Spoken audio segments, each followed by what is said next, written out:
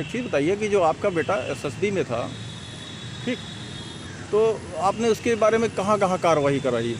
क्या हुआ उसके आगे से? ऐसा है, ये 2018 में दिसंबर 2018 में जब मुझे जानकारी मिली, जी, मैं बटालियन गया। बटालियन में वहाँ अधिकारियों से मिला जी, और बेटे को लेकर आया। उसके बाद जब मार्च में गया, वहाँ फिर इसको जब दवा खिलाई गई, उसके बाद में जून में मई में जब इसको भर्ती करा दिया गया, वहाँ से लेकर आया। फिर मैं अधिकारियों से आईजी डीआईजी से मिला और फिर हमने वहाँ शिकायत नहीं की, ओरल कहा तो कहा हमको लिखित में शिकायत दीजिए।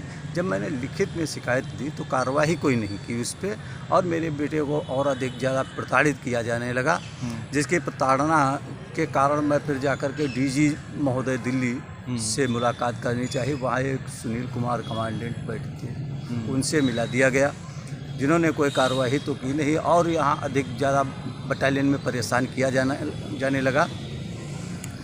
तो शिकायत से ये नाराज़ हो गए अधिकारी, और नाराज़गी के कारण मेरे बेटे को जो इतना प्रताड़ित किया गया मानसिक शारीरिक रूप से, और उसे सर्विस से डिस्चार्ज कर दिया, जिससे प्रताड़ना के कारण इनके गलत इलाज, डॉक्टरों के गलत इलाज, प्रताड़ना से आहत होकर उसने अपनी जान ली। इन अधिकारियों द्वारा बटालियन से लेकर के प्रशिक्षण केंद्र और प्रत्यक्ष अप्रत्यक्ष रूप से मुख्यालय के भी अधिकारी संलिप्त रहे, जिस कारण से मेरे बेटे की षड्यंत्रपूर्वक हत्या की गई इन अधिकारियों द्वारा, जिसकी शिकायत मैंने उच्च अधिकारियों से सीबीआई की मांग की, शासन प्रशासन से, परंतु अभी तक तो कोई आदेश नहीं हुआ।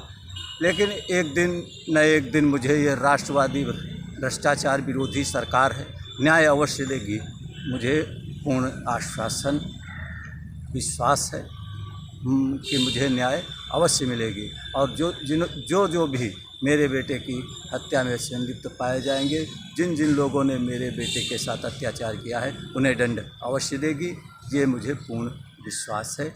और मैं इसी आशा के साथ निरंतर कार्रवाई अपने माध्यम से करता और करता रहूँगा। और मुझे न्याय अगर सरकार नहीं देगी तो ये बताए कौन देगा न्याय, कहाँ मिलेगा, कैसे मिलेगा, कब मिलेगा। उसकी एफआईआर तो दर्ज है? एफआईआर दर्ज है, उसी में मैं सीबीआई की मांग कर रहा हूँ। पुलिस नहीं कुछ कर रही है? पुलिस क्योंकि मामला जो है ये पड़ता है गैर प्रांतीय, और ये केंद्र सरकार के उच्च अधिकारी कर्मचारी हैं, जिस कारण से उनके प्रभाव में पुलिस प्रभावी ढंग से कार्रवाई नहीं कर पा रही है, जिस कारण मुझे न्याय मिलने की संभावना नहीं है। न्याय मुझे जब उच्च स्तरीय जांच होगी, क्योंकि इसमें सब डॉक्यूमेंट्री एविडेंस हैं, डॉक्यूमेंट्री साक्ष्य हैं, डॉक्यूमेंट्री मेडिकल है, ये सब चीज़ें हैं। और 8 महीने उसने ट्रेनिंग की है। लास्ट में जब कसम परेड होती है, उस समय उसे डिस्चार्ज किया गया। एक षड्यंत्र पूर्वक उसको गलत रिपोर्ट बना दी गई, जिसमें लिख दिया गया सीजर डिसऑर्डर, जिस कारण से उसने अपने जीवन में आगे कुछ करने की क्षमता न सोचकर उसने अपना जीवन समाप्त कर लिया, जिसके यही सब अधिकारी दोषी हैं, और इन्हें दंड मिलना अवश्य इसलिए ज़रूरी है। आज मेरा बेटा है, कल ऐसे अन्य माता पिता के बेटे सैनिक जाते हैं, उनके साथ भी ऐसे हादसे कर दिए जाते हैं जैसा मेरे बेटे के साथ हुआ। कि मैं निरंतर प्रयास करता रहा कार्रवाई के लिए। कार्रवाई क्या, मैं तो न्याय मांगता रहा, और मुझे किसी के द्वारा न्याय नहीं दिया गया। बटालियन से लेकर मुख्यालय तक मुझे न्याय नहीं मिला, और मुझे न्याय चाहिए।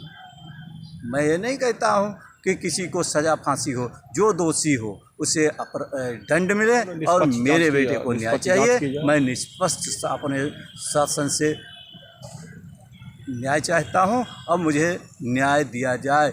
न्याय मेरा अधिकार है मांगना, मैं न्याय मांग रहा हूँ, मुझे न्याय दिया जाए, और मुझे विश्वास है कि सरकार मुझे न्याय अवश्य देगी एक न एक दिन।